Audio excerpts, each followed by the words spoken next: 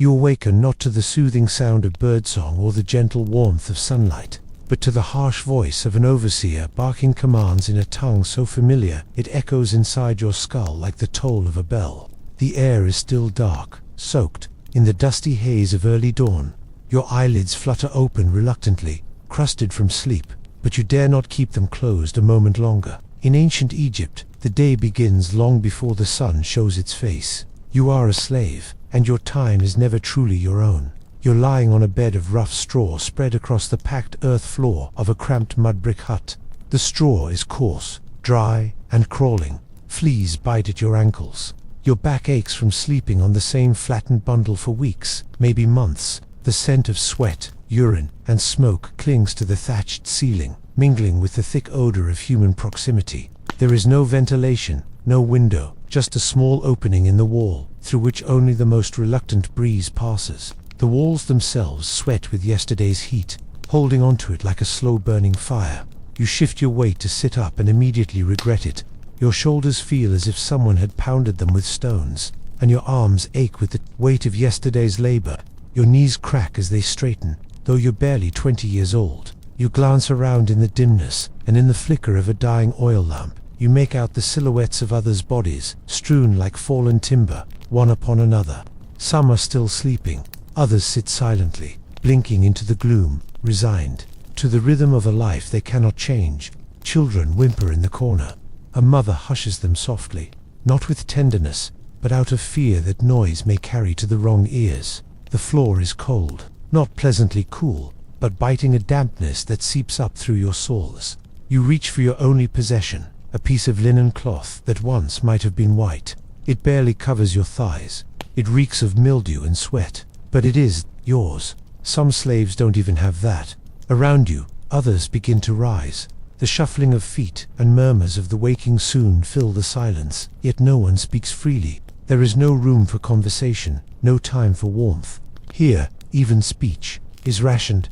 In one corner, a clay jar stands with a few mouthfuls of water, but it is not for everyone. The strongest take the first sip, and the rest must hope the day's work brings more. You hesitate, then crouch near the jar, dipping your fingers to your lips. The water is stale and warm, collected from a canal where insects buzz and animals bathe. Still, it is better than nothing.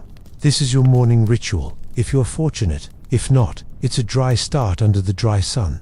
The door, little more than a reed mat, is pulled open by an older man, whose face is so lined it seems carved from desert stone. He grunts and disappears into the dawn. You follow shortly after, your bare feet slapping the dirt path worn smooth by generations of other slaves before you.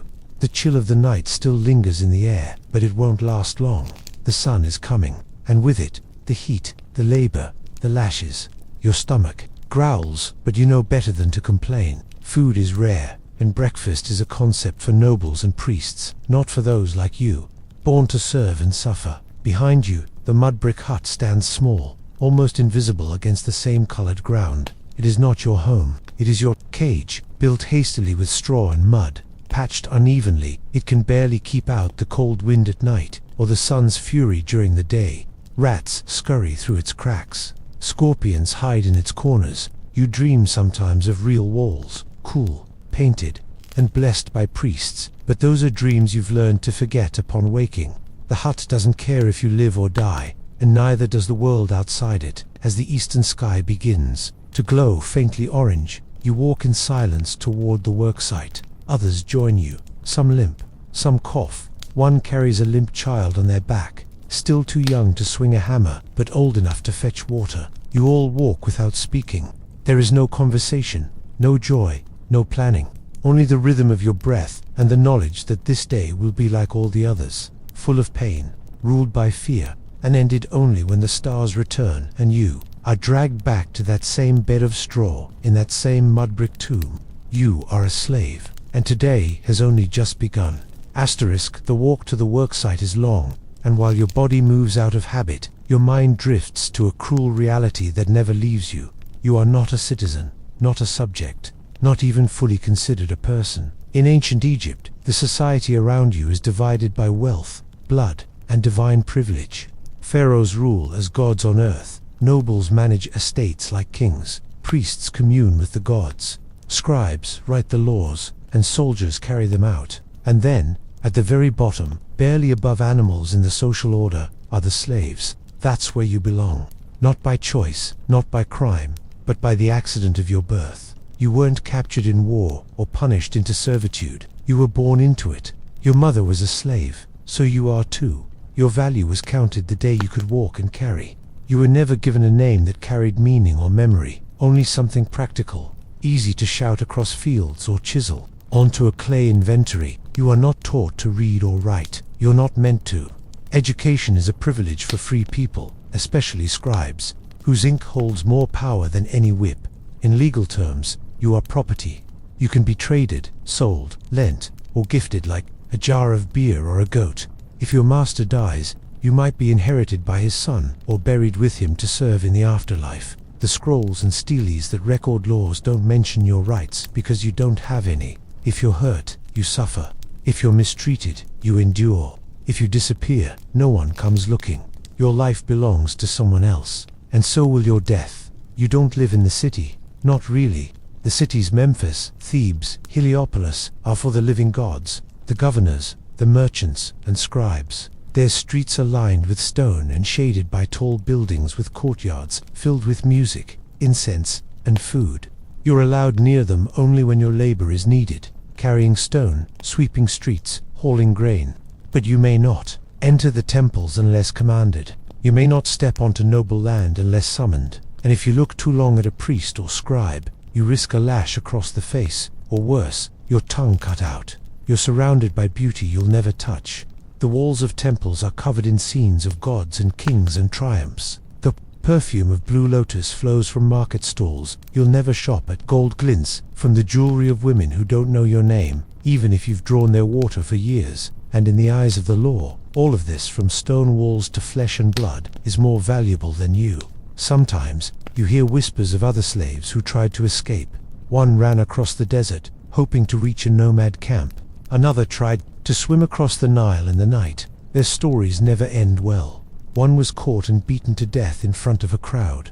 Another was blinded. The ones who disappear are never spoken of again. You don't even know if they made it, or if they died in the sand, buried beneath the same stars that watched over Pharaoh.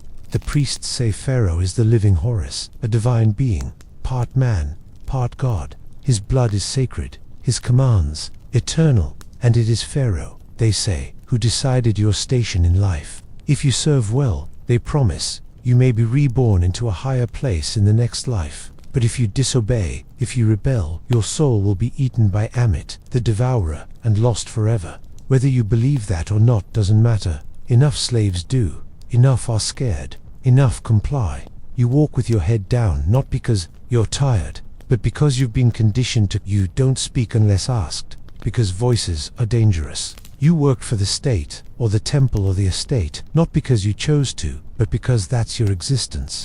You do not dream of freedom, because even dreaming feels like an offense. You do not dream of justice, because you've never seen it. You are not a citizen. You are a tool. And tools, no matter how well used, are discarded when they break. You don't so much eat as you endure the ritual of breakfast, if it can even be called that. There is no table, no seat, no warmth. You squat in a circle of exhausted bodies, all wrapped in the same early morning silence, broken only by the wheeze of breathing and the shuffle of calloused feet. Your knees crack as you crouch. The ground is rough. Sand sticks to your elbows. Some around you huddle in worn linen. Others sit bare-skinned, arms crossed, shivering in the chill that lingers. Before the sun boils it all away, there is no cheer here, no aroma of food being prepared, only a faint, bitter scent, sour beer and dust. You receive your ration if the gods, or your overseer, have been merciful today. It is a lump of barley bread, dense, coarse, and dry, no oil, no seasoning, nothing soft. It's the kind of bread that scrapes your throat as you swallow it, and each bite feels like chewing through dust and straw. The edges are cracked and blackened from being baked over a communal fire the day before. You hold it in your hand like treasure, though it's barely larger than your palm. It is your entire meal, not for breakfast, but for the day. And if the baker was angry or distracted, it might even be burnt through. You eat it anyway, Your fingers tremble as you break off a piece and push it into your mouth. The silence around you is broken only by the sound of chewing, slow and mechanical. No one speaks. Talking wastes energy. Smiling, laughing, forgotten. Concepts. You chew slowly not just to make it last, but because you've lost teeth already. Bread like this chips enamel, and dental pain here is permanent. There's no doctor to see. You endure it, grinding the coarse flour between tired jaws while the pit in your stomach lingers, unsatisfied. On fortunate days, days when the harvest hasn't failed or the overseers haven't sold off your grain to the temple, you might receive a ladle of beer, but not beer like you'd imagine. This is warm, flat, and thick, made of fermented barley mash, floating with unfiltered pulp. It smells sour, it looks grey, but it's safer than water, which could carry parasites from the Nile. So you drink it. A few gulps of that bitter liquid, and your stomach finally quiets. It is enough to stop the ache. Just barely. Sometimes it makes you dizzy. Sometimes it gives you the runs. You still drink it. Children drink it.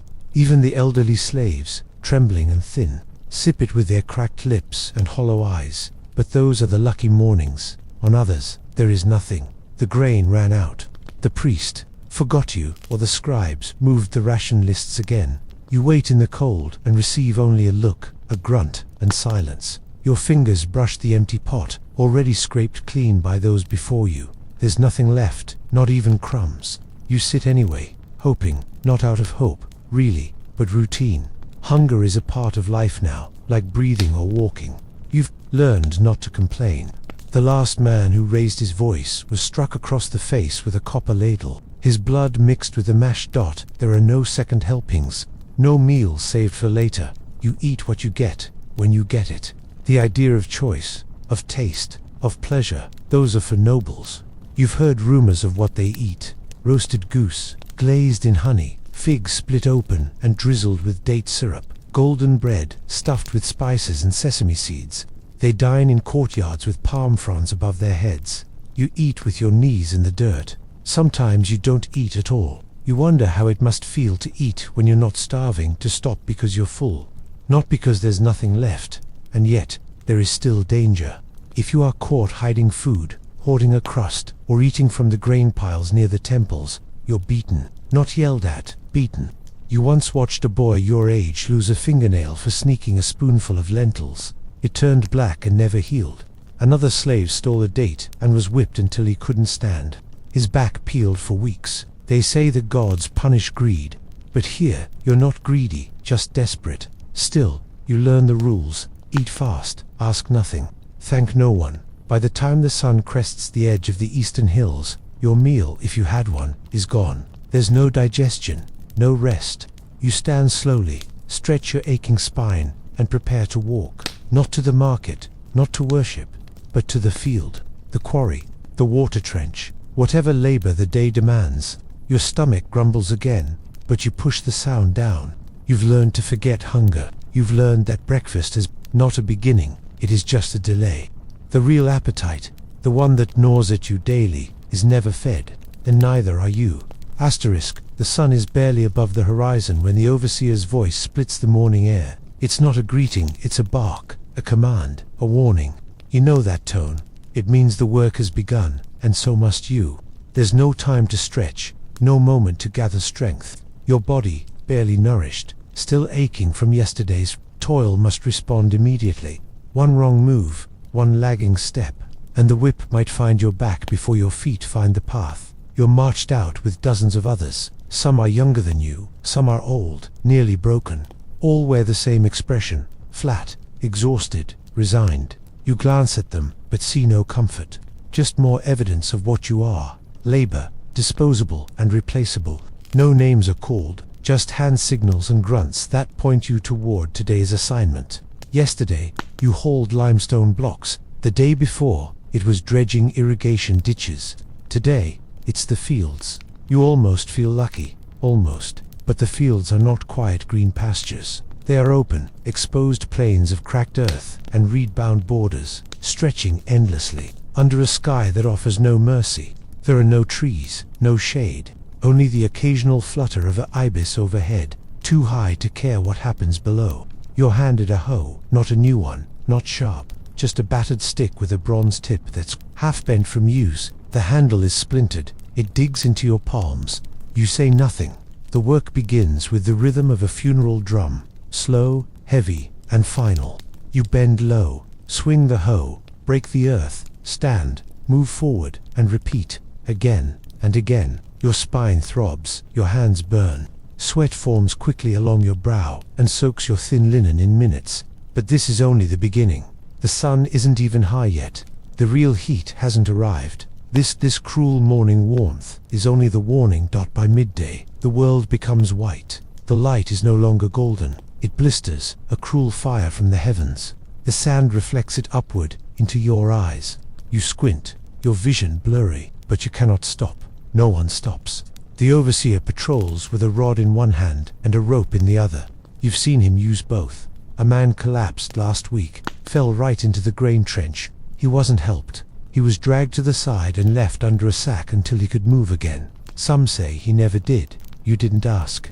You don't ask. Your fingers blister. Blood mixes with sweat in your palms. Your feet are swollen from the heat. Your skin cracked. From the dry earth, you breathe in dust, and it coats the back of your throat like mud. Your stomach turns, not just from hunger but from heat. Sometimes you hallucinate. You think you hear music, a lyre, laughter, a breeze, but it's never real. There's no music here, only groans, the scraping of metal against stone, and the dry rattle of wind through papyrus. You work without words. The other slaves beside you, women, children, the old, speak only in glances. Eyes that say, hold on.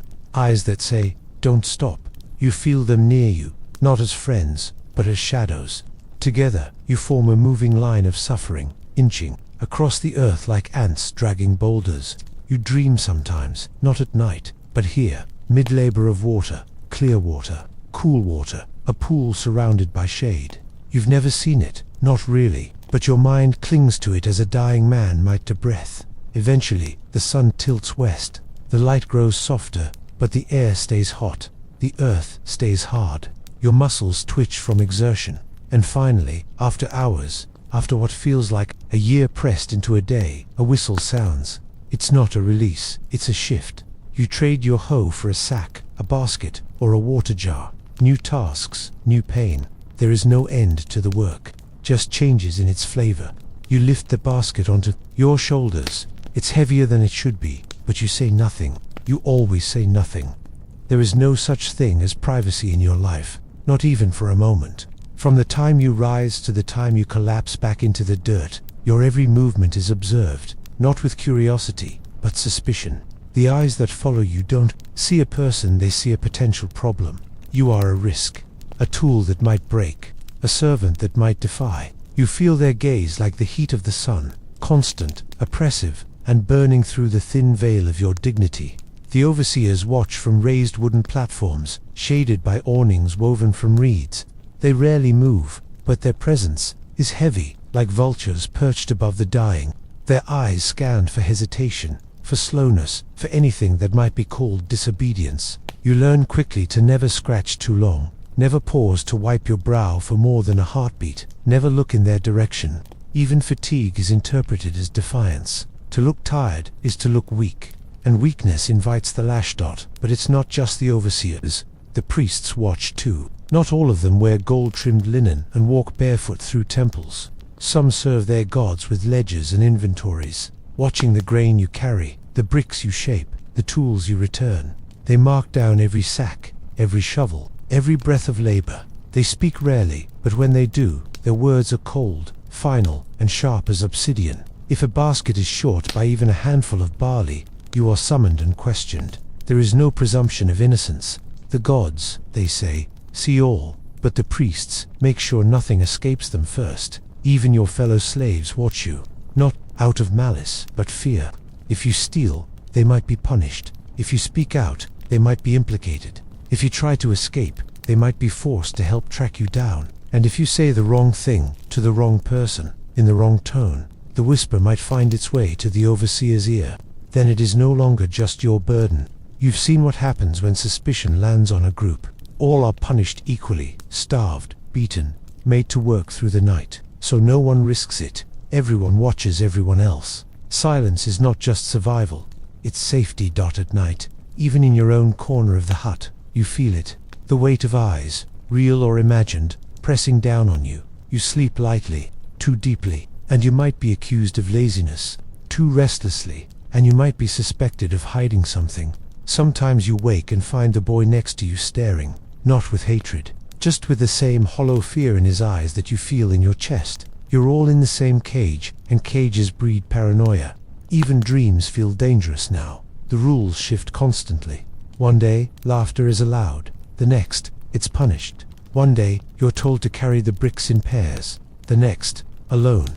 Nothing is explained. You are not briefed, not warned. You are expected to know, and if you don't, the consequences are swift. The whip does not ask questions. You've learned to keep your head low and your ears open. You listen to every tone, every mood shift, every glance from the overseers like your life depends on it, because it does. You've seen a man punished for looking at a scribe too long. He wasn't leering, he wasn't even close, but the scribe felt insulted, and that was enough. Another slave was accused of stealing a broken tool, one that no longer functioned. He claimed he was fixing it. They said he was hoarding. His punishment was public. You were forced to watch, just as others will be forced to watch when it happens to you. Spectacle is part of the control. You must not only suffer, you must learn from the suffering of others. There is no appeal, no trial, no defense. Words are meaningless when spoken by someone of your status. If a noble or a scribe speaks against you, it is taken as truth. If you defend yourself, it's called defiance. You speak only when asked, and even then, only to affirm, never to argue. You nod, you bow, you agree, even if it's a lie, especially if it's a lie. The truth will not protect you. Silence might. Some of the slaves break under the pressure, not from the labor, but from the watching. One stopped speaking entirely. She hasn't said a word in 3 seasons. Another began to talk to himself, murmuring prayers to gods no one had heard of. He claimed they were the only ones listening. Eventually, the overseers took him away. No one knows where. You don't ask. You never ask. In time, the constant surveillance becomes part of you. You flinch when someone raises their hand. You keep your gaze low even when alone. You hesitate before reaching for food, or speaking, or even coughing. You begin to monitor yourself. That's the goal. That's the real control. They want you to become your own warden, to guard your own body, your own words, your own thoughts. And after long enough, you do. You stop needing to be watched. You carry the watcher within you. The sound arrives before the pain. A hiss, sharp, fast, like a serpent slicing through air. It's unmistakable. You freeze, even if it's not meant for you. Muscles tense, eyes flinch. You don't look directly. You don't need to. The body understands what's coming next. A crack, a scream, and silence. It doesn't matter who was punished. It doesn't matter why. The whip doesn't need a reason. It only needs a hand to hold it, and a back to break. You've seen it, up close. You know the look of leather dried in the sun, frayed at the edges but still heavy, coiled like a sleeping predator. The handle is wrapped in linen, stained darker where sweat and blood have seeped in. The overseer doesn't carry it always. That would be too predictable. Instead, he lets it dangle from his belt, or places it on a rock just within reach. Its presence is enough. Even when it's not in motion, it governs everything. Words are less persuasive than fear. Sometimes it's a flick, just a reminder, a brush across someone's legs to hurry them. Other times, it's full force, across the back, the ribs, the face. It doesn't matter if you're male, female, old, or young. The whip doesn't discriminate. It teaches obedience, not through understanding, but through pain. And it teaches fast. You've watched people change after a lashing, not just physically, but deeply. Their posture shrinks, their eyes dim, their steps grow quiet. They begin to move like ghosts. Among the living, you remember your first time. You were new to the quarry, unsure of the signals, too slow to move the water jugs. You didn't hear the command until it was too late. Then came the sting, sudden, electric, impossible to forget. Your knees hit the ground, and before your scream even reached your throat, another stripe landed across your shoulder. The pain wasn't the worst part. The shame was, you didn't cry. Not in front of them, but later, in the corner of the hut, you wept into the mud where no one could see. That night, your back throbbed so hard, it felt like your breath came in pieces. You learned, as all slaves do, that the whip isn't just for punishment, it's for rhythm. It sets the pace of work, the speed of lifting, the urgency of each task. Its absence creates uncertainty. Its presence defines order. And so, you begin to listen for it in every moment. If you're carrying bricks, you keep to the rhythm it demands. If you're filling jars, you count seconds under your breath, praying you're not too slow. Every part of your day begins to revolve around avoiding its wrath. Some overseers use it like a dance. They take pleasure in the swing, the snap, the yelp it draws from skin. You've seen one laugh as he struck an old man who stumbled, fell asleep standing. He joked to the others. The man didn't get up for a long time. Another woman, a cook who spilled boiling lentils, was struck until her hands were too swollen to stir. That night, the food burned, and so the lash returned, because the meal was late. Pain becomes a cycle. It feeds itself, and then there are the ones who don't need the whip. The quiet ones, their cruelty is colder. They threaten without sound. They point, and others do the beating. Sometimes, that's worse. It divides you from your fellow slaves. You no longer look at each other with pity, but with suspicion. Who was it that whispered? Who told the overseer you were resting too long in the shade? Who said you were pretending to limp? Trust becomes dangerous. Friendship disappears. There is no healing here.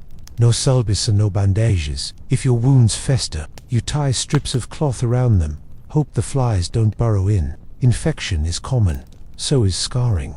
Your back becomes a map of your obedience. Lines crisscrossed like a farmer's field. Some are faint, others raised and angry. They itch in the night, burn in the heat, split open when you stretch too far. You learn to sleep without touching your back to the floor. The whip doesn't just live in your memories, it enters your dreams. Sometimes you wake gasping, arms thrown up to shield yourself, even when no one is there.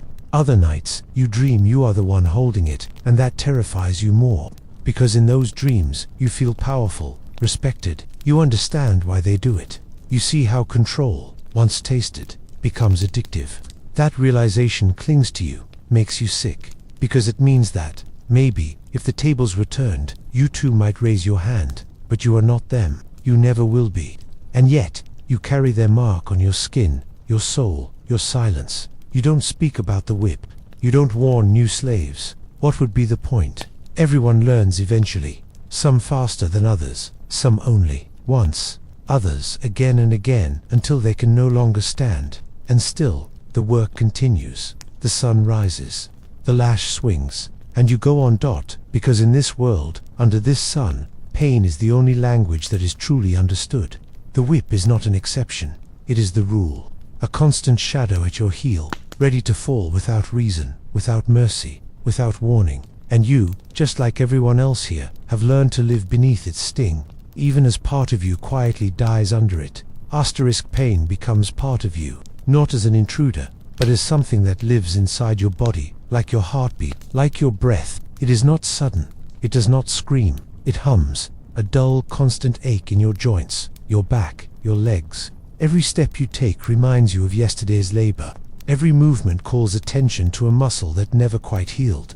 A bruise that never faded, a cut that never closed cleanly. You learn to work with pain the way a sailor learns to read the wind. It's always there, and you must move around it. When you are injured, there is no one to help you. No physician comes to check your limbs. No priest offers herbs or oil, unless you belong to a temple, and you don't. You are not noble. You are not even a free man. You are a slave, a tool. If you break, the work does not stop. You are replaced. The injured are not treated. They are tolerated, for a time, and then, quietly, forgotten. No ceremony, no grief, just silence. You've seen it happen. A man crushed his foot under a basket of bricks. He screamed just once, then bit his lip and dragged himself from the path so the others could keep working. He wrapped his foot in linen scraps and returned the next day. He limped. The overseer noticed. By the third day, he could no longer stand. On the fourth, he was gone. No one knows where he went. No one asks. You learned then that pain is not something you survive. It is something you hide. You make poultices out of mud and spit. You chew bitter herbs, not because they work, but because someone said once they might help.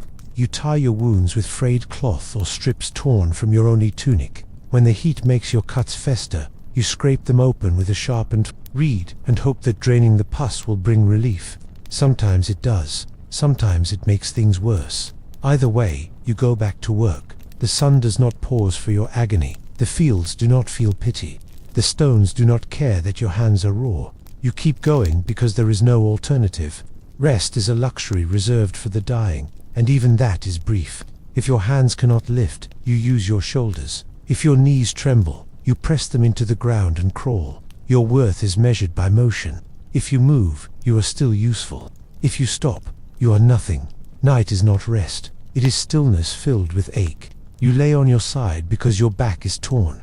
You curl up because your ribs are bruised. You sleep shallowly, haunted by phantom pain, the echo of the whip, the weight of the day's burden, the grinding of joints worn too thin. Your dreams do not offer comfort. They only reflect what you already know, that tomorrow will hurt more than today, and that you will wake anyway. Injury changes you, slowly. It makes you careful, not cautious. There is no room for slowness, but measured. You learn to lift in ways that shift the pressure. You learn to wrap your wrists before they split. You learn which steps are smoother on the quarry path, which ropes bite less into your shoulders. You learn to protect what little strength you have left, rationing it like water in a desert. But no matter what you do, pain finds you. It always does. Sometimes you look at the others. Their hands are calloused like yours.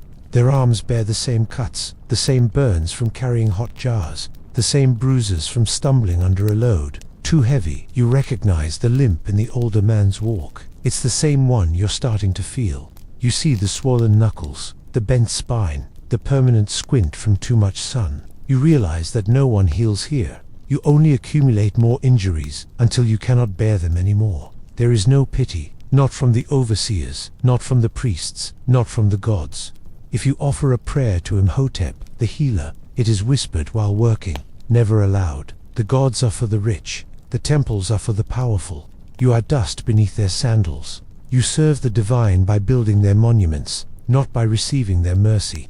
And so, you pray only for numbness, that the pain becomes dull, enough to ignore, that your body forgets it, even briefly. And yet, you endure, you always do, because the alternative is worse. Because survival is the only victory you're allowed. You walk on twisted ankles, you lift with cracked fingers, you smile through chapped lips, not because you are strong, but because you must be. Pain does not excuse you, it defines you. In this life, as an Egyptian slave, the whip may control your body, but it is the untreated pain, slow, invisible, and constant, that truly owns your soul.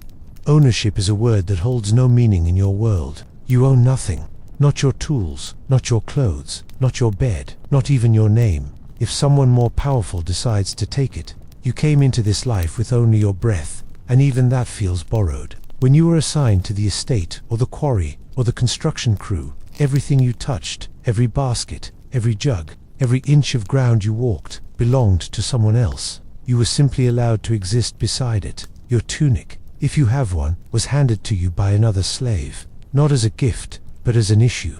A strip of worn linen already stained, already patched. It's not yours to mend or keep.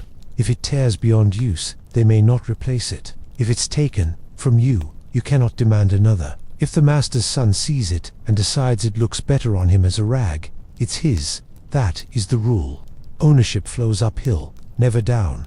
You cannot keep objects, not truly. A clay bowl you found and liked, taken a necklace made of palm thread and beads, too decorative, suspicious. A piece of bread you tucked away for later, stolen, they say, even if it came from your own labor. You're not allowed to plan for yourself. To hoard is to rebel. To hide something is to imply the system has not given you enough. And that is a punishable thought. But what hurts more than the absence of objects is the loss of your own time. There is no part of the day that belongs to you. Not the early hours, not the evening, not the quiet moments when the stars rise over the Nile. You are awoken by another's voice. You are moved by another's command. You are silenced, directed, counted. Even the pace of your footsteps is not your own. If you slow, you are corrected. If you pause, you are questioned. Time itself has been carved out of your bones and placed into someone else's hands. You might think that nightfall offers a sliver of freedom. It does not. Your body may collapse, but your mind remains trapped. The hours after dusk are not for rest. They are for preparing for tomorrow, washing what little you have, stretching limbs that ache too deeply to obey, whispering regrets to others in your hut, if they are not too tired to listen. Every moment is borrowed, and even then, the night is short. You sleep with one eye open, always half expecting a shout, a call, a whip. Even dreams are colonized. You cannot imagine a future that belongs to you. You do not dream of homes, or wealth, or ease. You dream of silence, of moments where no one speaks your name, of walking through a place without being told where to go. Sometimes, the wildest fantasy you allow yourself is the idea of being invisible, not to escape punishment, but to simply vanish from everyone's expectations. There are no weekends, no festivals that are yours to enjoy. The temple celebrations are for others, the offerings, the dancing, the feasts.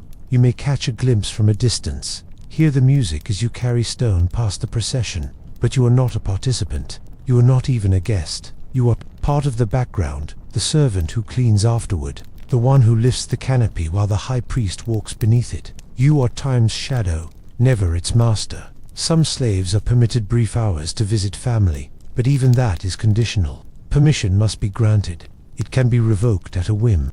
And when you return, your work remains unfinished, waiting. Heavier than before, you begin to fear time away. The punishment for leaving a task incomplete is worse than the ache of separation. So, slowly, your sense of family fades.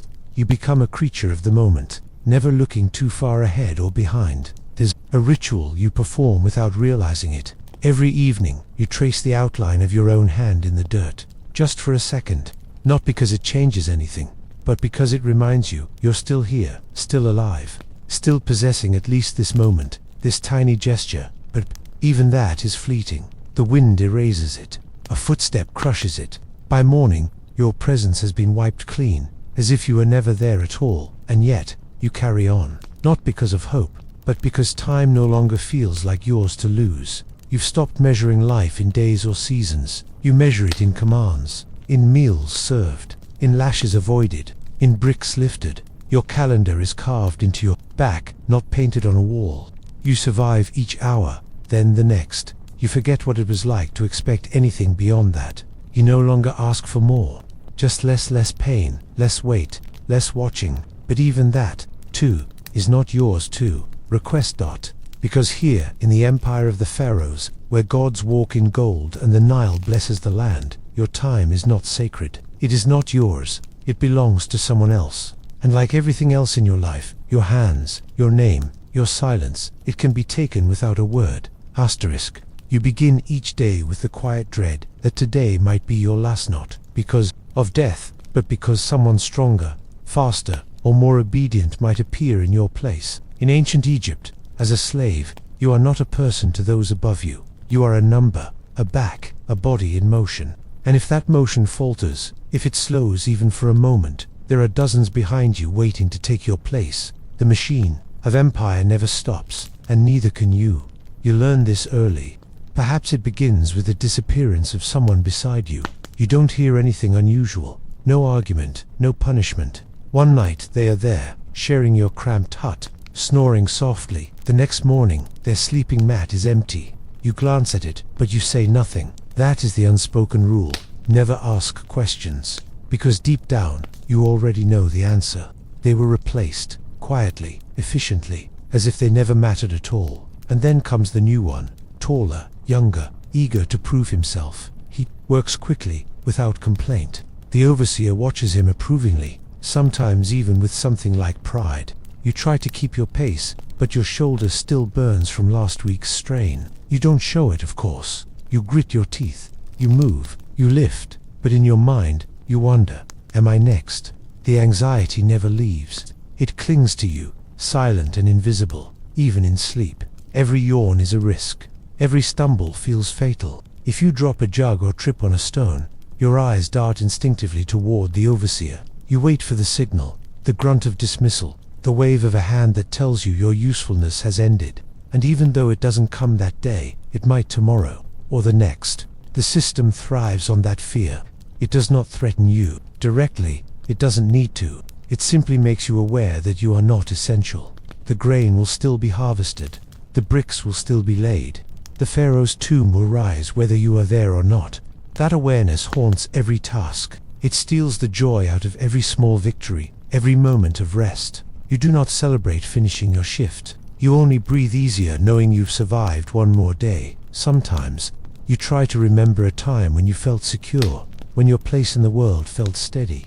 But that time feels far away, like another life. Perhaps it never existed. Even as a child, you sensed the hierarchy. You saw the way others were removed, sent away, replaced by newer hands and fresher feet. The world does not wait for the weary. It does not make space for the wounded. It simply finds someone else. You begin to view your fellow slaves with quiet suspicion, not hatred. There's no room for that, but wary calculation. You notice who works slower, who lingers in the shade, who groans when lifting. You measure yourself against them, not out of cruelty, but out of instinct. As long as someone else looks weaker, maybe you'll last another day. It's a bitter thought, but it's how you survive.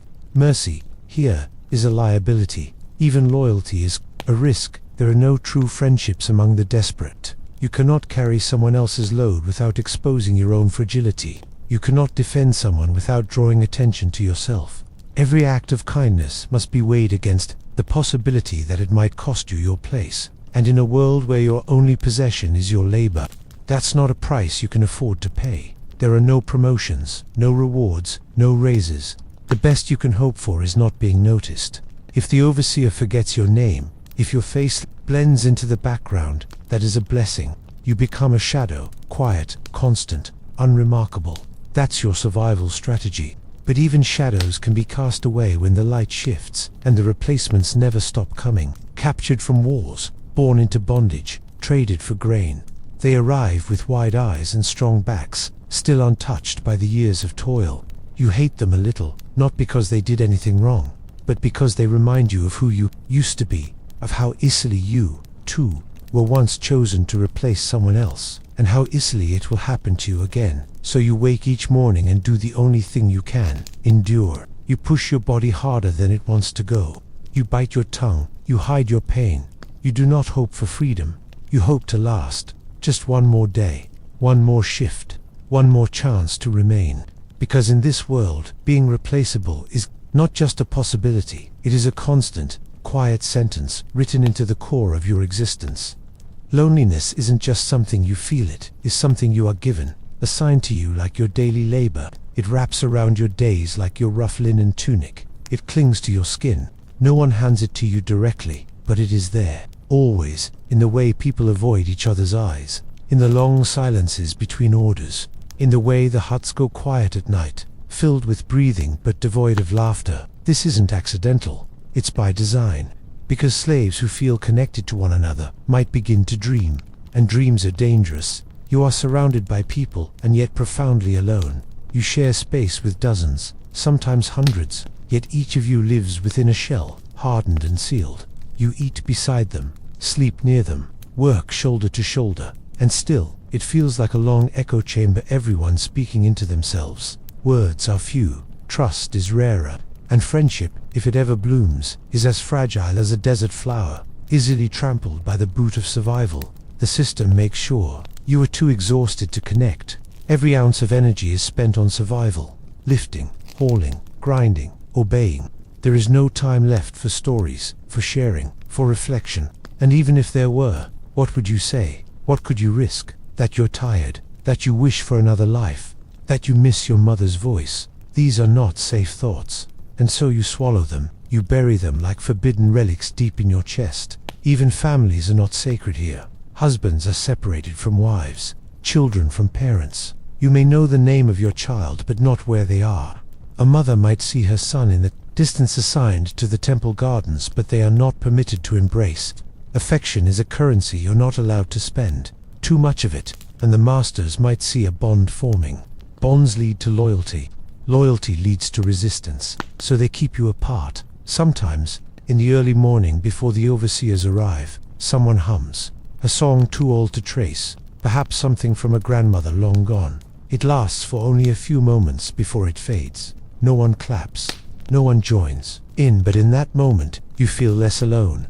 It's a strange comfort, that small defiance of silence. Yet even that tiny rebellion must be brief. Any act of beauty, no matter how soft, is quickly crushed. The language you speak may differ from the person next to you. Egypt is an empire, and slaves are brought from Nubia, Canaan, Libya, scattered like sand by conquest. And so, many suffer in tongues they can't share. They cry in dialects no one understands. They dream in languages long forbidden. This makes the isolation deeper, more primal. It is not just that you cannot connect, it is that you are made to feel incomprehensible, even to yourself. At night, you lie under the open sky. The stars are the same ones kings look upon, but they do not feel like yours. They are too far, too cold. You try to name them, like your ancestors once did, but the names have been scrubbed from your mind, replaced by chants, commands, schedules. You forget the myths you grew up with. You forget your people's gods. You forget your own voice. And without these, how can you be anything other than alone? The silence of others becomes a mirror to your own. You look into the eyes of the man, lifting bricks beside you, and you see the same weariness, the same unspoken ache, but neither of you dares to say it. You nod instead. A small nod, an agreement between the broken will not speak, but you both know. You both feel the same lonely weight pulling at your ribs. Sometimes, when you're bold, you whisper a joke, not to entertain, but to test the air, to see if laughter is still possible. Sometimes you get a faint smile in return. Other times, nothing. You learn not to try too often. Joy here is not encouraged. Even happiness, however small, is suspect. A laughing man is not working hard enough, they say. A man who laughs may still think he is free. Death, oddly enough, is one of the few things that briefly unites the slaves. When someone dies, people pause, not because they were loved, though perhaps they were, but because for 1 second, they are no longer alone in suffering. The others gather, they dig a shallow grave, they offer a prayer, even if their mouths don't move. In that moment, their loneliness gathers into something collective, and then, just as quickly, the moment is over. They go back to work. You don't dare to hope for connection. You survive without it, but the ache for it never fully dies. It lies dormant, like embers beneath ash. Sometimes, when the wind is just right, and the world feels still, you feel that ember stir. You long for someone to call your name, not with command, but with care. For a touch that is not about labor, for a voice that asks nothing of you except that you exist. But those are dreams, and dreams, here, are a kind of betrayal. So you let the loneliness grow around you. You learn its shape, its rhythm. You cradle it like something fragile, because it is all you have. In a world where even your time is not your own, where your labor is rented, and your future uncertain, the only thing that truly belongs to you is your solitude, and so you keep it. You keep it close. You keep it quiet. There is no ceremony when you die. No mourning, no procession, no offerings to guide your soul into the afterlife. You do not lie in a carved sarcophagus surrounded by amulets or painted walls depicting your journey to the field of reeds. You do not hear the wails of hired mourners, nor feel the brush of perfume over your wrapped body. You do not even receive a name on a stone. You simply stop moving and the world keeps going. Your death may happen suddenly, a collapsed lung in the dust, a fall from scaffolding, a slow bleed from a cracked rib that never healed. Or perhaps it is the slow, fading kind, malnourishment, infection, the exhaustion that eventually drags the soul from the body, like the tide pulling a broken boat out to sea. Either way, you are not surprised. Death is not a stranger here. You have lived beside it for so long. It feels almost like a second skin. When it happens, your body is moved aside, not with cruelty, but with indifference. The same way someone might move a fallen branch from a path. There is work to be done, bricks to stack, grain to grind. Someone will fill your place before your body has gone cold. Another man, perhaps younger, with stronger arms and quieter questions. The wheel must keep turning. If you're lucky, someone will whisper your name before they cover your face with linen. But that is rare. Names are fragile here, easily forgotten, especially if they were never written down. The scribes do not record your passing. The priests do not chant for your the gods do not pause the stars to mark your crossing. You die as you lived, unacknowledged. Your grave is shallow, perhaps no grave at all. A pile of stones along the riverbank, a sandy dip beneath the shadow of the granaries. There is no tomb, guardian, no canopic jars for your liver or lungs. No golden scarabs to weigh your heart against the feather of mat, just dust and silence, and soon, not even that. The wind will scatter your final resting place. The Nile will rise and wash it away. Nature itself has no need to remember you. There are no descendants to mourn you, because your family, if you had one, were too far to know, or were already taken by the same fate. Your children, if they live, may be somewhere along another field, another estate, lifting what you once lifted, feeling the same weight in their bones. And when they die, the same silence will greet them. This is the inheritance passed down among slaves, not land, not legacy, but obscurity. You wonder if your soul will reach the afterlife at all. The priests teach that the journey beyond is full of perils, gates and guardians and riddles, but you were never taught the spells, never given the maps, never buried with the Book of the Dead. If there is a next world, you will enter it barefoot, nameless, and unprepared. If the gods ask who you are, you will have no answer. If they weigh your heart, there will be no record of your deeds, only the dust in your lungs. Perhaps, in some corner of the spirit world, there is a place for those like you, the forgotten ones, a shadowy field where the anonymous souls wander, far from the feasts of nobles and the honored dead. A place not of torment, but of absence, no joy, no pain, just the eternal echo of lives lived without witness. You imagine it, sometimes, as you work, and wonder if it would feel much different than life itself. Your name, once spoken with care by your mother, is now silent. The sound of it lingers nowhere, not carved into stone, not passed down in song in Egypt. Names are everything. To be remembered is to live again. To be forgotten is to vanish twice. And yet, you feel yourself fading even before your final breath. Not from life, but from the memory of it. Even your body begins to leave no trace. Your bones crumble faster in the shallow soil. Your skin, once sun-baked and blistered, becomes part of the earth. The insects that bite you in life return in death to finish their work. You were once a man or a woman or a child, but now you are only the shape of someone who was never seen clearly, not even by yourself. And still, the city grows, the temples rise. The pharaoh's tomb is completed, his name chiseled into eternity with lapis and gold. The overseers drink and shout, the scribes ink more scrolls, the priests burn incense in alabaster jars. The Nile flows, indifferently, past your unmarked grave. The sun sets, blood-red and tired, on another day of empire. No one will ever know how many like you there were, how many backs bore the weight of the pyramids, how many tears salted the sand, how many hearts broke in silence. You are not one life, you are many, an ocean of laboring souls swallowed by time. And in that way, you are part of something vast, even if forgotten. But sometimes, deep in the night, someone might lie awake and feel a presence in the wind, a hush in the stones, a weight in the silence. They won't know your name, they won't know your face, but they will feel something, a ghost pressed into the bones of this land. And for a brief moment, you will be remembered, not as a slave, not even as a person, but as a soul who once lived, and worked, and waited, and died, quietly, as you were made to. There is no clock that signals the start of your work, no gentle bell, no kind reminder, only the shadow of a man who appears at the threshold, long before the sun rises, and with a bark or a grunt, reminds you of your place. The overseer, his presence looms over your day before it even begins.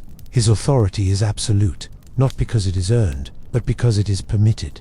You wake not when your body is ready, but when his eyes say you should be moving. He is, not the pharaoh, not a noble, not a priest. Often he is a former slave himself, elevated not through virtue, but through obedience and cruelty. And that is what makes him terrifying. He knows what suffering feels like, and he knows exactly how to inflict it. His face is not cruel in the way of monsters.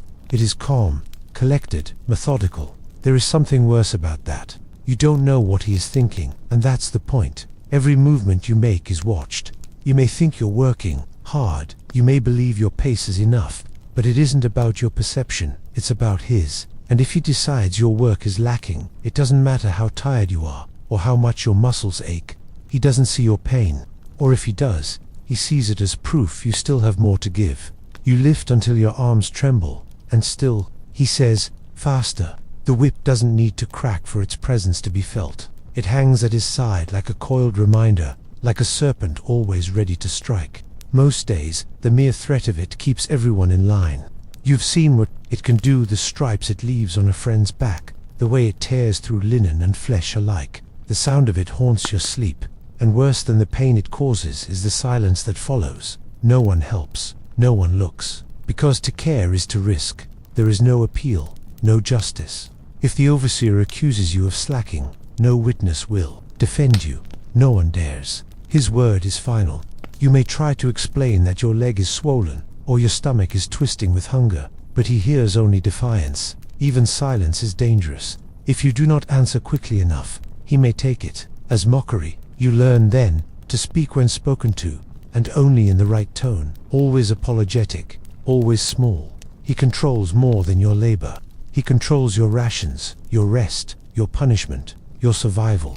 If he likes you, you might get a full loaf. If he dislikes you, you might get the crust or nothing.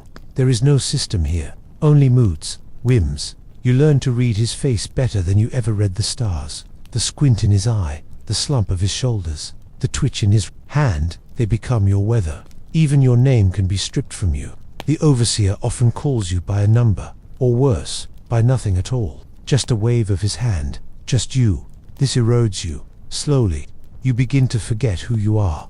You no longer hear your birth name spoken aloud, not in weeks, not in months. And one day, when you say it to yourself, quietly in your mind, it feels foreign, like a name belonging to someone else. He makes examples of people, not because he needs to, but because fear is more useful when fresh. He might choose someone at random to scold, or to beat, or to humiliate, and everyone watches, not with sympathy, but with fear that they'll be next. It becomes a lesson. Never draw attention.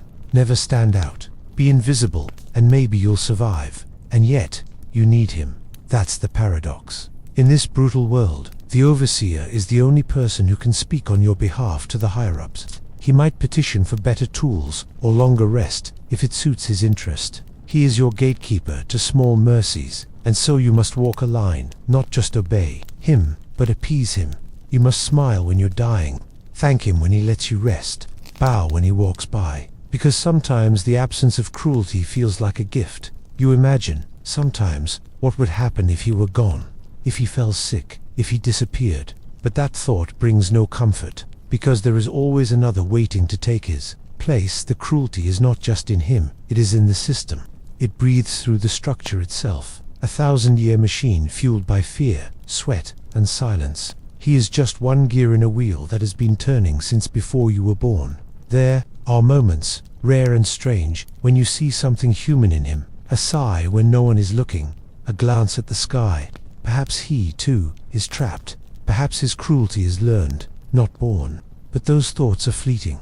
You cannot afford to see him as a victim, because that would make your own suffering unbearable. It's easier to believe he is the enemy. It hurts less that way, so you carry the bricks. You bow your head. You do not speak unless spoken to. You work until your fingers crack and your breath comes short, because the overseer is always near, watching, judging, waiting.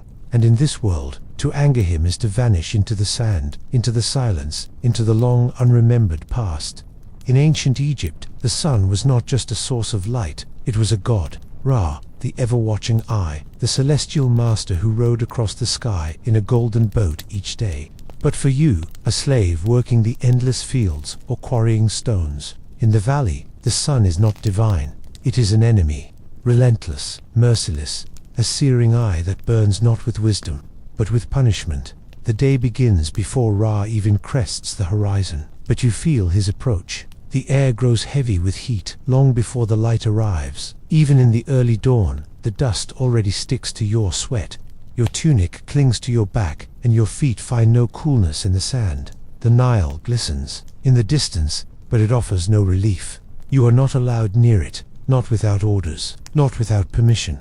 When the sun rises in full, it transforms the land into a furnace. The ground beneath your feet becomes a stove. The stones you lift become burning coals. Your head swims, your mouth dries, your breath shortens. There is no shade, no cloth thick enough to protect you. The linen you wear becomes a soaked rag, offering only the illusion of comfort. Your skin begins to sting, your shoulders darken, your neck blisters. The sun does not care. taught you begin to time your day not by hours, but by stages of pain. The first wave is manageable, a dull ache behind the eyes. Then comes the pounding in your temples. Later, the dizziness, then the nausea. The final stage is numbness, when even the pain feels distant, when your limbs are still moving but without direction, like a puppet whose strings have slackened. And still, the overseer shouts. Still, the bricks wait to be lifted. There are no breaks unless given. You may steal a moment's pause in the shadow of a half-built wall, but even that is risky. The moment you are spotted, the whip may speak, so you work through the burn, through the sweat that blinds you, through the cramps in your legs. The sun watches you suffer, and the world continues without pause. You've seen men fall, not from punishment, just from heat. A slow wobble, a stumble, then collapse. At first, everyone looks, then they look away, because they know you do not run to help, you do not call out. The man will either rise again or he won't. If he doesn't, his body is dragged aside, and the work goes on. The sun does not. Dim in morning dot, there is no water readily offered. A slave may be permitted a ladle from a shared jar, but the water is warm, stale, and rationed. If you drink too quickly, your stomach churns. If you drink too little, your mouth becomes a desert of its own. You learn to sip carefully, like a lizard licking the air for moisture. Even that feels like a privilege. The irony is cruel. The Egyptians worshipped the sun, drew it in brilliant gold on temple walls, raised obelisks to capture its light, told stories of its divine journey across the heavens. But to you, the sun is not sacred. It is a tormentor. It scorches your back, blinds your eyes, dehydrates your blood. You do not sing to it. You do not praise it. You curse it silently, bitterly, until even cursing takes too much effort. Your skin begins to change, not just in color, but in texture. It cracks, it flakes, it tightens over your bones like dried hide. The tips of your ears peel. Your lips split. Every joint aches, not from labor, but from inflammation. The sun gets inside you. It becomes part of your body's erosion. You are being undone by light. There is no season of mercy. In the summer, the sun is obvious in its cruelty. In the so-called cooler months, it is trickier. The air feels milder, but the UV burns just the same. Clouds are rare. Rain is even rarer. The landscape offers no cover. The work does not stop. If anything, the overseers push harder when they believe conditions are favorable. You dream of nightfall. Not sleep, just the disappearance of the sun. That cooling breath, as the horizon swallows Ro's boat. But even nighttime is a half mercy, because the heat lingers in the stone, in the sand, in your skin. You lie in your hut with the taste of sunburn still on your tongue. Your dreams are feverish. You sweat as if still working. And then, too soon, the dawn comes again. Even death, when it finally comes for some, carries the mark of the sun. Corpses, baked in the heat, decompose quickly. Flies gather. The stench thickens. There is no dignity in sunlit death. Only exposure. Only decay. You wonder, sometimes, if the gods ever intended such a life, or if they simply turned away long ago. The sun does not hate you. It is not angry. That would almost make it easier. The sun simply is. Vast, indifferent, eternal. It shines on the pharaoh as it shines on the slave. But the pharaoh can retreat. He has shade, servants, ointments, oils, wine. You have nothing but endurance, and even that is fading. Slowly, one burning day at a time. There is no such thing as a small injury when you are a slave in ancient Egypt. A stubbed toe is not just an inconvenience. A twisted ankle is not something to walk off.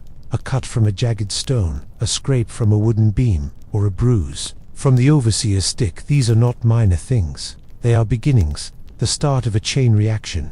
And for someone like you, with no access to medicine, rest, or care, they are often the start of the end. There are no doctors for slaves. Not really. The great physicians of Egypt, those who read scrolls and applied oils, who whispered prayers to Sekhmet and recited cures passed down from priest-healers, do not come to the mud-brick huts. They serve the nobles, the officials, the temples. Perhaps they visit the sick rooms of the palace. But for you, there is no physician, just the body you were born with, and whatever strength it has left. When your arm is crushed beneath a dropped block of stone, no one resets the bone. You were told to keep working. Maybe someone ties a piece of wood around your arm with frayed rope if someone has the time, if someone cares. But often, the injury is invisible to others. Your pain becomes your secret, a thing to carry quietly, because complaining is not allowed. Pain is weakness, and weakness is a threat to production. Infections are common. Flies swarm around every open wound. The Nile, while sacred, is full of filth when you drink from the edges. Sand gets into every cut, grinding into your skin with every movement. You see your own wounds redden, swell, throb, and then comes the fever, the dizziness, the strange smells, the trembling, and still, no one helps. The overseer doesn't notice, or worse, he does, and gives you more work to shake it off. You learn to hide your limp, your swelling, your coughing, because if they know you're hurt, you may be cast aside, not out of punishment, but out of indifference. You are one of many. You are replaceable, and if you slow the pace, you are a liability. The grain must still be threshed. The quarry stones must still be moved. The temple walls must still rise. The system cannot wait for your body to heal. Sometimes, another slave will try to help. Quietly, at night, a poultice made of crushed herbs, stolen from a priest's garden, a wrap of linen torn from their own tunic, a whispered prayer, a shared piece of bread to give you strength. But they risk punishment for this kindness. Generosity is not encouraged. Solidarity is not safe. The overseers want obedience, not compassion. And so, kindness becomes rebellion. You've seen it before. What begins as a sore on the foot turns into a swollen leg. Then the leg begins to blacken. Then the smell comes. And then, one day, the man doesn't get up. Or if he does, it's only to collapse again in the field. And just like that, he is gone. Not in a blaze of glory. Not in a bed surrounded by loved ones, but quietly, in the dust, forgotten by noon.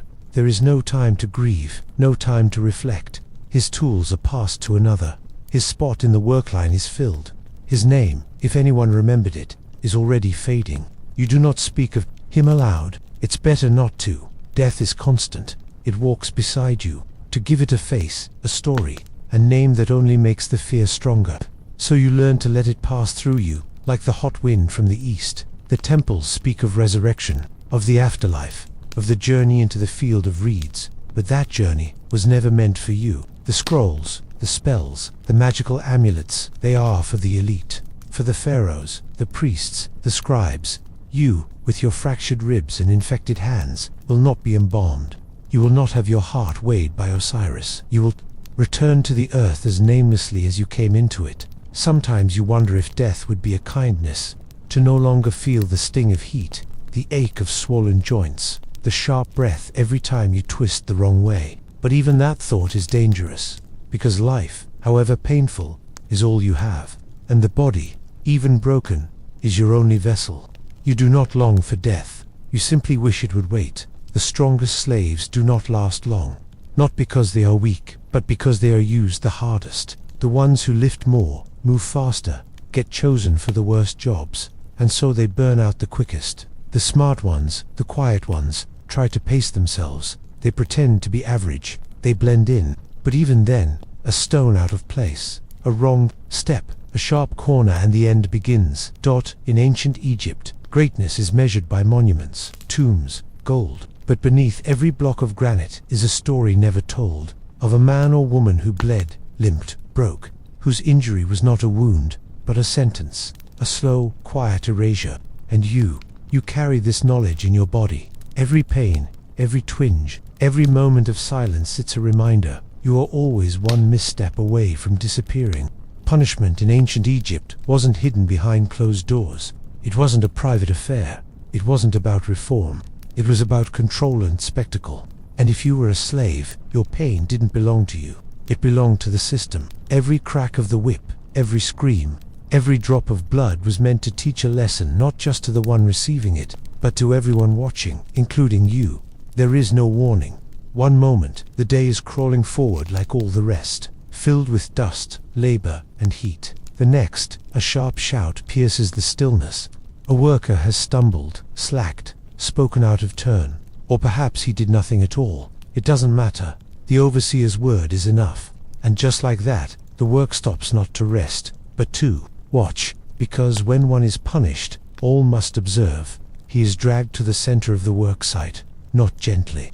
The overseer doesn't wait. The whip comes out like a second tongue, coiled and eager.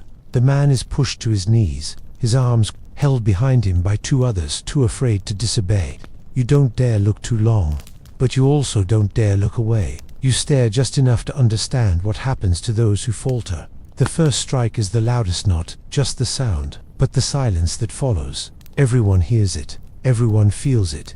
It echoes across stone, sand, and skull. The man grits his teeth. He doesn't cry out yet, but that's a mistake, because holding back only makes it worse. The overseer doesn't like resistance. The second blow lands harder, then a third, and now the screams begin. There is no limit, no defined number of lashes. The overseer decides how much pain is enough. Maybe 5 strokes, maybe 20, maybe until the man can no longer stand. You've seen it before, the way flesh splits, the blood mixing with sweat, the skin curling at the edges like paper in fire. There is something sickeningly practiced in how it's done. Mechanical, efficient, rehearsed. No one speaks, no one intervenes. The rest of you are statues with beating hearts. You clench your jaws, you grip your tools tighter, you dig deeper into the earth because you know what comes next if you don't. Your body aches with sympathy, but you must not move. Even a twitch could draw attention. And right now, the worst thing you can be is noticed. Sometimes, the punishment is not a whipping, but something worse. Being denied food for the day. Being made to work double the hours. Being bound overnight without water. Or on rare, terrifying occasions being branded. Not all scars come from tools. Some are permanent, hot, and deliberate. A mark not just of failure, but of ownership. You've seen these marks before. On backs, on arms, on faces. The humiliation is as deliberate as the pain. The punished are not hidden. They are displayed. Their cries are not silenced. They are invited. The overseers want you to remember, not just the blood, but the trembling. Not just the screams, but the silence afterward. That heavy, ringing stillness, where even the wind seems too afraid to move. And if you think mercy comes after, it doesn't. The punished are expected to return to work immediately, even if they can barely stand, even if they're bleeding through their tunics. There is no rest after pain, no apology, no set. You lift your burden and carry it, now heavier with shame, until the day ends, and you thank the gods quietly, secretly, that it wasn't you. Night, the punishment echoes in your mind. You lie on the dirt floor, staring into the dark, hearing it over and over again. The sound of the lash, the gasps of the watchers, the way no one moved to help. You hate the system, you hate the overseer, but you also hate yourself for watching, for surviving, for doing nothing. You realize that public punishment isn't just about breaking the body, it's about breaking the spirit, teaching you that resistance is pointless, that rebellion is suicide, that silence is survival. And over time, you forget what courage even looks like. Fear becomes your rhythm, compliance becomes your protection. Some men change after they're punished. They become quieter, smaller, shadows of themselves. Others burn hotter, angrier, more volatile, but all of them are marked, one way or another. You can see it in their eyes, the way they no longer dream, no longer hope. And the overseers see it too, and they are pleased. You learn that in this world, your body is not your own. It can be beaten, broken, and displayed at will. And the worst part, one day, you might be the one in the center, and everyone will watch you the way you once watched someone else, silent, still, and terrified. Asterisk, you do not have a life. You have a schedule, a rhythm, a chain of sunrises and sunsets punctuated by labor. There are no hobbies, no dreams pursued after hours, no conversations about the future. You wake, you work, you collapse, you sleep, and in between, you survive, if you're lucky. If not, you suffer more. But either way, your personal life, as it might be called, does not belong to you. It belongs to the machine you feed with your sweat. Your time is never your own. The moment your eyes open sometimes, before the stars have faded, you are already late. The overseer's bark might greet you before your first thought has even formed. You're not allowed to linger in bed, to stretch, to breathe deeply. There's no slow morning, no private rituals, no cherished routines. Just orders, movement, noise, dust. Your space is not yours either. You sleep in a hut built for utility, not comfort. Mud brick walls barely hold the heat at night, and during the day, they trap the suffocating heat inside. You may share this room with others, fellow workers, strangers, or distant family, but even solitude is rationed. You sleep inches from another body, hear every breath, every snore, every cough. There is no door you can close, no corner that is yours alone. When the work ends, if it ends, you're expected to tend to tasks that still serve others. You gather water, cook basic meals, clean tools, patch clothing, prepare for the next day. You are not expected or permitted to spend time on yourself. If you sing, it's to keep rhythm in labor. If you speak, it's to report or obey. Silence is safest, reflection is dangerous, and rest is only tolerated if it's immediately followed by usefulness. Love, in the way you imagine it, is rare. Relationships exist, but they are subject to the will of your masters. You might be assigned a partner, like one might be assigned a work detail. You may care for someone, quietly, cautiously, but intimacy is risky. Time spent nurturing connection is time you aren't spending being productive. The overseers don't like distractions, and so, even love is measured, observed, limited. Children, if you have them, are not yours in the way you'd hope. They are raised among other children, barely supervised, often by elders too weak to work.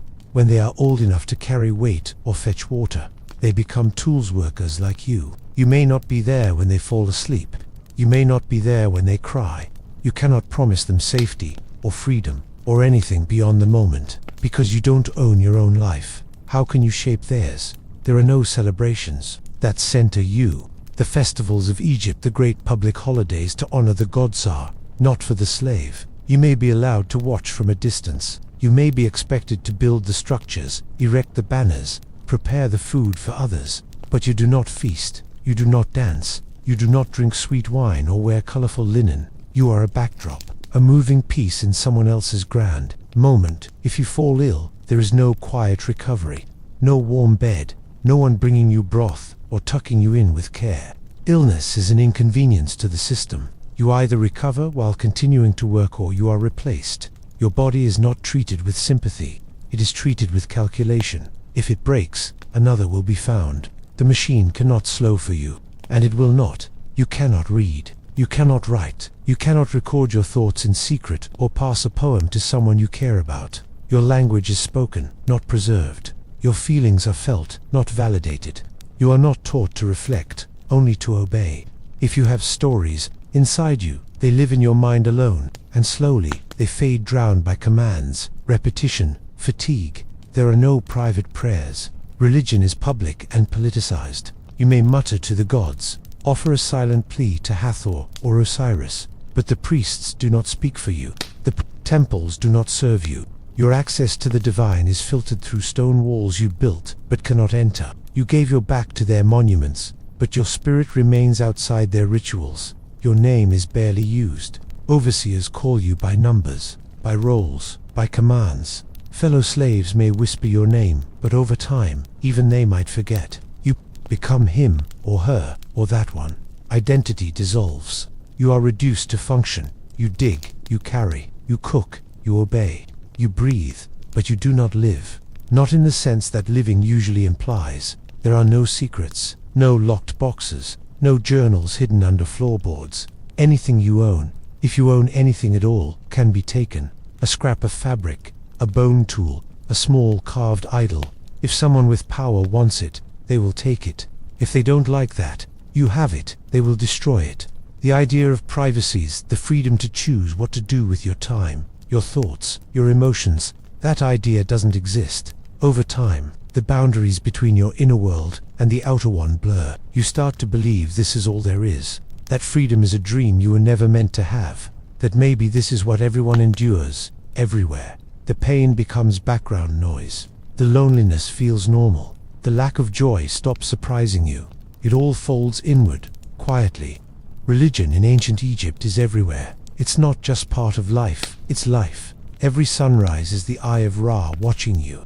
Every harvest, every flood, every breath is attributed to divine will. The gods do not sit in a faraway heaven. They are all around you, in the river, in the wind, in the pharaoh's voice.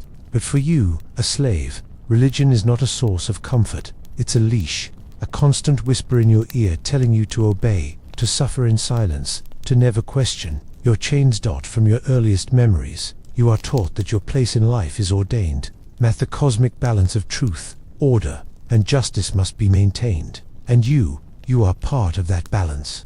If you suffer, it is because it is your role. If you struggle, it is because the gods have asked it of you. To question your misery is to question the will of the divine. And that is a sin too heavy to bear. The priests speak with authority. They walk past you in golden collars and linen robes, their skin perfumed, their voices calm. They tell you that suffering earns favor in the afterlife. That obedience in this life leads to reward in the next. That the gods are always watching, always judging. That if your heart is heavy with disobedience or resentment, it will be devoured by Amit in the Hall of Two Truths. You do not want your soul eaten, so you submit. Your masters and overseers know this. They use it. Every command they give, they lace with holy language. The gods see your effort. Disobedience is dishonor. You don't want to anger the Nile. They blur the line between their own authority and divine authority. To defy them is to defy the gods. And so you keep your head low, not just out of fear of punishment, but fear of cosmic failure, eternal damnation. Even when they whip you, they justify it through righteousness. This is discipline, they say. This is to correct imbalance. Your pain, they claim, is a cleansing fire, a necessary correction. Just as the gods punish storms and floods, so too must they correct your errors. You begin to believe it, you internalize it. The sting of the lash becomes a kind of absolution, a brutal form of purification. You whisper prayers as you work, not for freedom but for strength to endure. You don't dare ask for release. That would be presumptuous, arrogant. Instead, you pray for smaller things, fewer lashes, cooler winds, the grace to survive one more day. And sometimes, when you receive them, you thank the gods with tears in your eyes. You are taught to be grateful for crumbs, because someone told you the gods decided they were enough. Even the afterlife and eternal is not promised to you. It requires rituals, mummification, tombs, spells, amulets, things slaves cannot afford. The field of reeds, the eternal paradise, feels far away. You will not be buried with sacred scrolls. Your heart may not be weighed on golden scales. More likely, your body will return to the earth unnamed, your soul wandering, forgotten. Yet still, you cling to the dream because without it, there is only despair. Religious holidays are not for you. You labor while others celebrate. You build the temples, but are not permitted to enter them. You raise the pillars for the gods, statues, but you cannot look them in the eye. You prepare offerings that you yourself will never taste. You sing hymns not from joy, but because you're told to. And through it all, you are told that this is holiness. That serving the gods through suffering is noble. Even nature is used to reinforce your place. The flooding of the Nile is a sacred rhythm, and you are part of that rhythm. When it comes, you move. When it recedes, you plant. When it fails, you are blamed. Clearly the gods were displeased. Someone must have sinned. And in a world where your masters cannot be at fault, the blame falls on the lowliest. You dot sometimes, late at night, when the work is done and the stars blink silently above. You wonder if the gods hear you. Not the priest's chants, not the pharaoh's rituals, but you, a single voice, broken and small. You wonder if Ra sees your cracked hands, if Osiris hears your bones ache, if Hathor mourns for the joy you've never known. But you never ask aloud, you never speak doubt, because doubt is treason. You see others punished not just for defiance, but for impiety, for speaking out of turn, for praying with the wrong tone, for refusing to perform rites they don't understand. And the punishment is swift, not always physical, but isolating, shameful, terrifying. You learn that faith is not yours to define. It is another tool in someone else's hand, and so you keep believing, or at least pretending. Because pretending is safer. Faith becomes a mask you wear, not a comfort you feel. You bow when told. You chant when ordered. You offer your spirit not with joy but with resignation. And even that resignation, they say, is holy. Because in ancient Egypt, religion is not freedom, it is not solace, it is not hope. It is a wall too high to climb, built with gold you will never touch, guarded by voices you will never question. And every time you bow your head in prayer, you are reminded your suffering is sacred, and your silence is salvation. In ancient Egypt, if you are a slave, your body does not belong to you. It belongs to the household, the estate, the state, the temple. And in this cruel logic, that ownership extends beyond labor.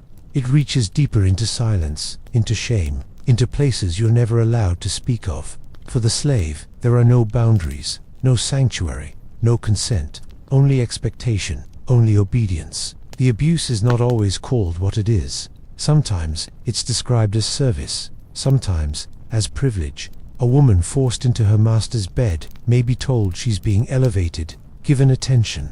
A young boy summoned by a noble may be told he's being honored. But beneath these words is a darker truth. Power demands the body, and the body has no say. You hear the stories in whispers if they're spoken at all, in the flicker of a torchlight late at night, in the quick glances exchanged during morning labor. A girl didn't return to the hut last night. A boy was seen walking behind the priest's chariot. No one asks, no one comforts, because there is nothing to be done.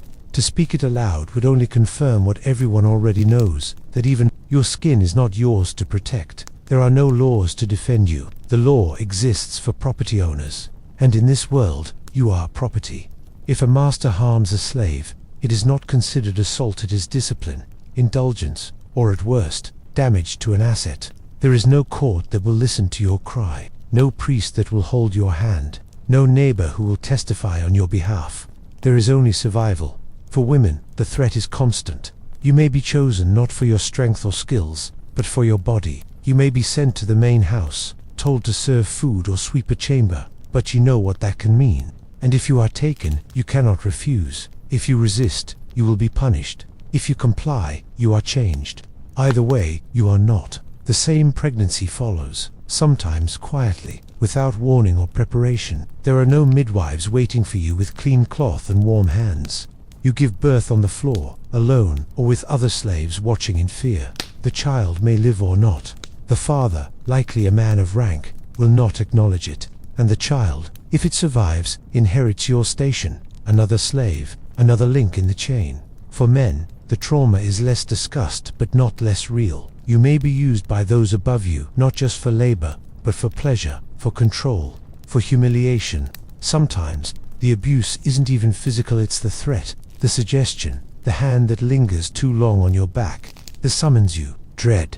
And when it does happen, no one comes to save you, because no one believes a slave has anything to be protected. The other slaves know, they see, but they say nothing, because they must, because they fear being next, because the system demands complicity in silence. You learn to avoid eye contact, to make yourself small, to dress modestly, speak softly, stay invisible. But even that cannot protect you.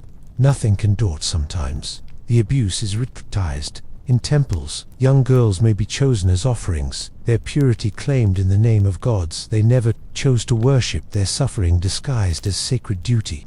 And in palaces, the abuse is normalized through tradition. Handmaidens, cupbearers, bathers, all euphemisms for what is really happening behind the ornate doors and silk curtains. Over time, the pain dulls not because it disappears, but because the mind tries to bury it. You compartmentalize, you detach, you treat your own body like a tool, you operate, not a part of yourself. And with each encounter, something closes, a door, a window, a dream. You begin to believe this is all you are. There are no songs for this grief, no language to describe the confusion, the numbness, the disassociation.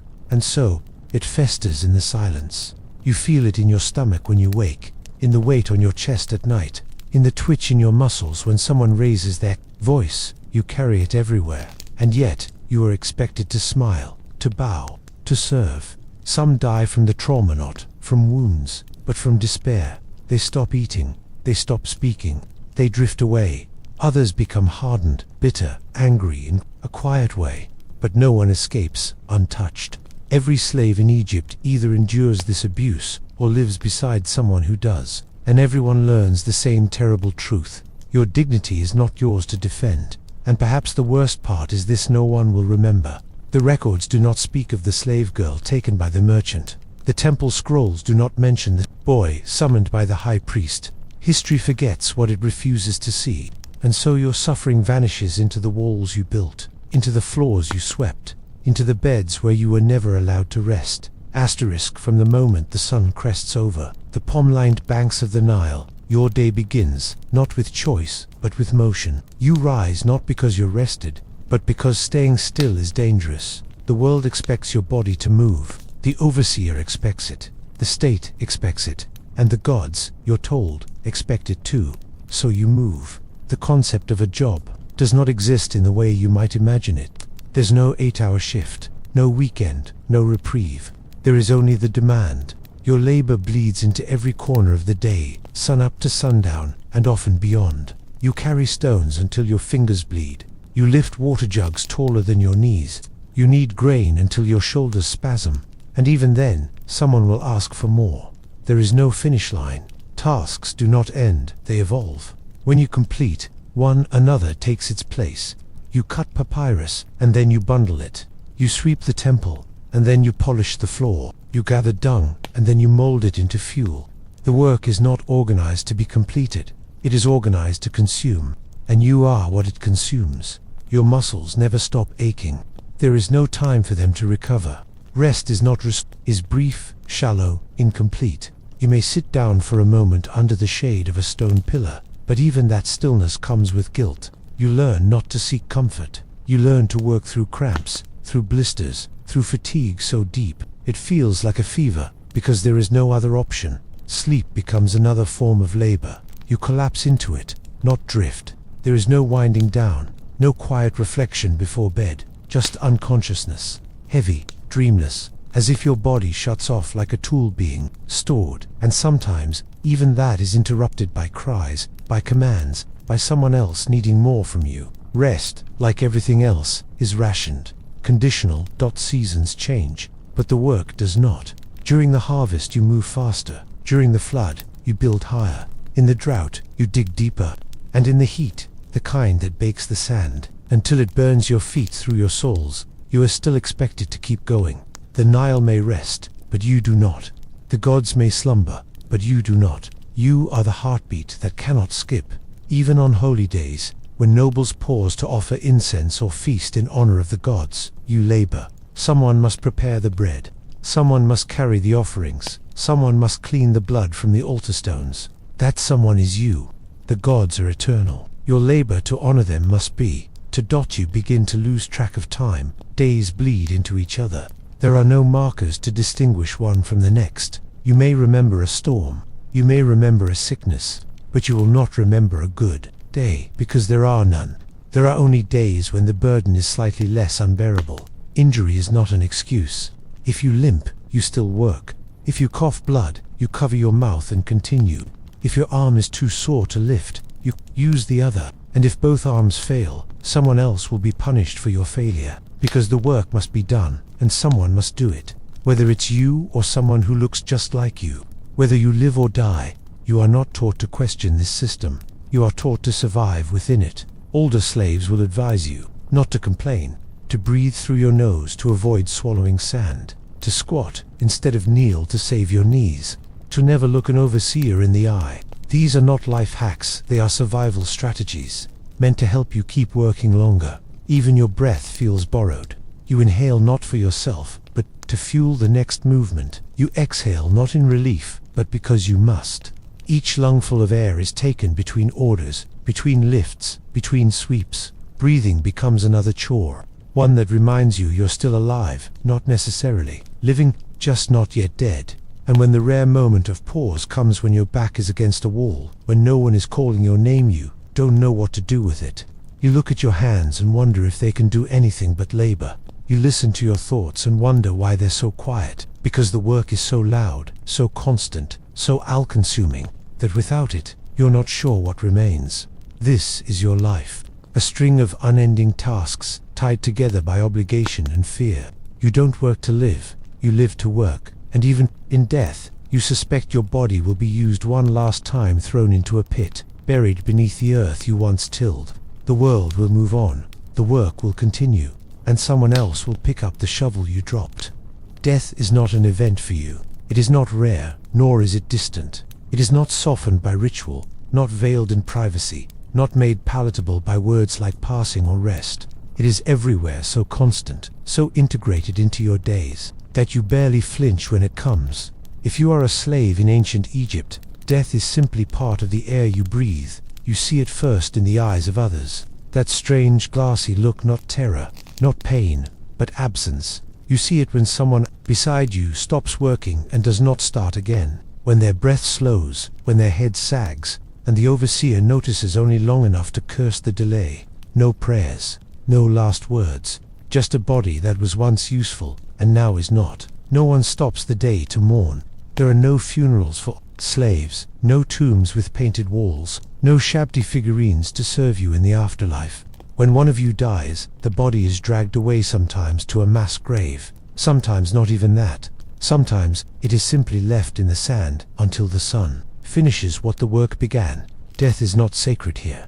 It is an inconvenience. You learn early not to ask questions, not to wonder what happened, not to say their name out loud, because speaking of the dead invites attention. It shows softness, it shows disruption, and disruption is dangerous. So you bury your grief beside them in silence, in your chest, in the hollow part of your soul that is becoming more hollow by the day. Sometimes you envy them, not because they are gone, but because they are done, because they no longer wake up with cracked bones and blistered hands, because no one will whip them for slowing down, or punish them for falling asleep, or blame them for a cracked stone.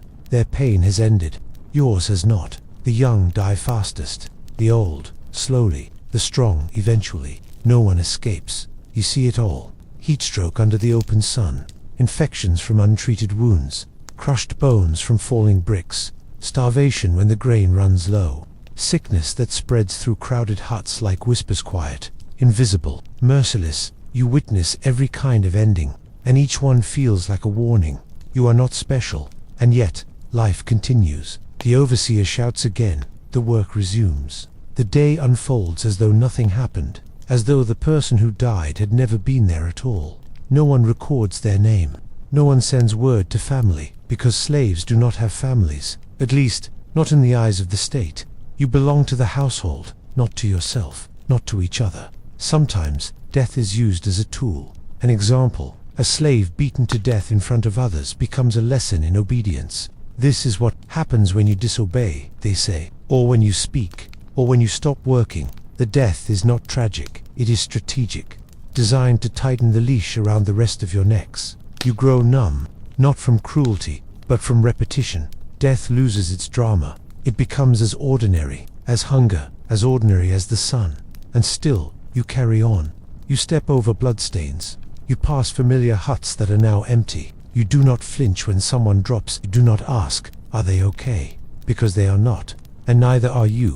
In the quiet of night, when the wind slips through the reeds, and the Nile murmurs to itself, you sometimes wonder if you will be remembered, if your death will be seen, if there is anything waiting for you beyond this. But then the morning comes, the orders come, the labor begins again, and you are reminded that even in death, you are replaceable. You see death every day and you keep going, not because you are brave, not because you are hopeful, but because you must.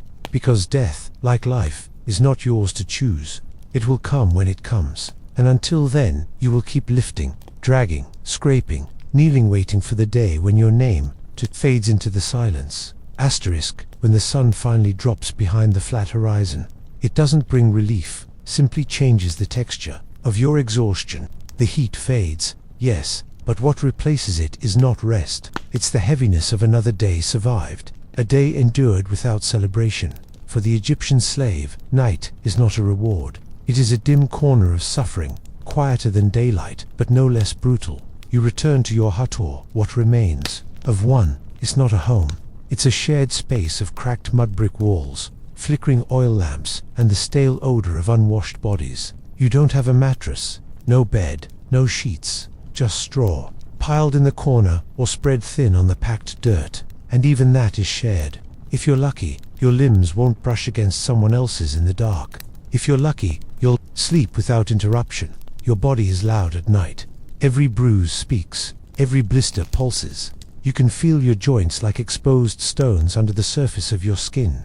There is no escaping your own form, no soft cushion to distract from the pain. You lie there, bones against earth, and every breath reminds you that your muscles were stretched too far today and that tomorrow will demand even more. The insects don't let you forget, either. Mosquitoes rise from the Nile's edge in swarms, finding their way through the cracks in your walls. Lice cling to your scalp and bedding. Fleas bite your ankles. And as you scratch, half asleep, you try not to wake the person next to you. Because a complaint is a luxury. You suffer in silence, or not at all. You close your eyes. But closing your eyes doesn't guarantee rest. The mind is noisy. Even if the body is too tired to move, the brain stirs, replaying scenes from the day. The overseer's threats, the cries of someone beaten, the weight of the boulder that nearly crushed your hand, and worst of all, the thought that it will all happen again. Exactly the same dot. Sometimes you dream, but dreams are not comfort. They are scattered visions of labor, punishment, fire. You dream of being buried alive beneath a collapsed wall. You dream of drowning in the Nile while trying to fetch water. You dream of being called forward and punished before the others, humiliated for something you don't remember doing. You wake with a start, then realize you never truly slept. The air grows cold at night, a cruel contrast to the daytime furnace. You have no blanket, just the thin, worn linen wrapped around your waist, maybe a coarse tunic if it hasn't been taken or traded. You curl into yourself, trying to hold warmth, but it escapes you. It always does. Cold finds every crack, every sore. You shiver, not from weather alone, but from something deeper, an absence of safety. Occasionally, the silence is broken, a groan from someone nearby, a cough that doesn't stop, a whispered name in the dark, a child crying for a mother who can't comfort them. These are the sounds of sleep among the enslaved, not snoring, not peace, but restless reminders that suffering doesn't stop when the sun goes down. If you do drift off, it is rarely for long. You wake when the straw pokes your side, or when your arm goes numb from the hard ground. You turn, shift, grunt. Your body is stiff and disobedient. It resists rest as though it fears what might come with it. And so you lie awake in the half-darkness, hoping that time will pass quickly, not because you want tomorrow, but because you want this night to end. There is no privacy, no solitude, no chance to reflect, cry, whisper your thoughts into the universe.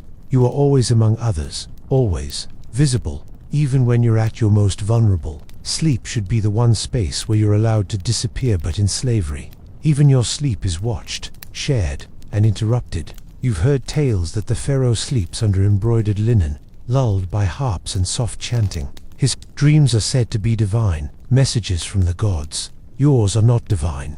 Yours are warnings, hallucinations, illusions of freedom that vanish the moment you open your eyes. If the gods speak to you, they speak in silence. Sometimes you don't want to sleep, not because you aren't tired, but because waking up is worse. There's a brief second in the morning, before your memory returns, where you forget where you are, who you are. But then it hits you, the ache, the hunger, the schedule, and you wish, just for a heartbeat, that you hadn't woken at all. Rest. In ancient Egypt, for the enslaved, is not rested, is interruption, an intermission, not a release. The body never fully unwinds. The mind never fully lets go. You are always alert, always wound tight, even in stillness, because stillness, like everything else, is a condition of your status, not a right. There are stories told in secret of a paradise after death, a field where the blessed reap without pain, eat without hunger, sleep without fear. But that afterlife is reserved for others, for nobles, scribes, priests, not for you. You're told that maybe if you serve perfectly, endlessly, quietly, the gods might grant you peace after death. But even that hope feels like a lie whispered by the very people who demand your servitude. So you close your eyes again. You try not to dream, but to drift, to escape your body, even if for a moment. The night offers no mercy, but you take what little it gives, a breath, a blink, a minute of stillness before the cycle begins again. Sleep, here, is not escape. It is just another room in the prison.